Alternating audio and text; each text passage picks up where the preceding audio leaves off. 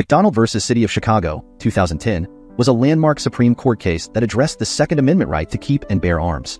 Before this case, there was some confusion about whether the Second Amendment right for individuals to have guns applied nationwide or just in federal areas like D.C. In 2008, the Supreme Court had ruled in the Heller case that the Second Amendment protects an individual's right to have a gun at home for self-defense in federal areas. However, states and cities like Chicago still had very strict local laws severely limiting or banning handgun ownership by residents. In the McDonald case in 2010, the court ruled that the Second Amendment right established in Heller also applies to states and cities via the 14th Amendment.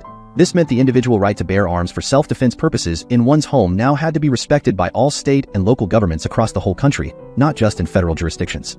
However, the court also said this right is not unlimited. States can still make reasonable regulations about guns, so McDonald required all states and cities to follow the Heller decision's interpretation that individuals have a constitutional right to own guns for lawful purposes like home self-defense.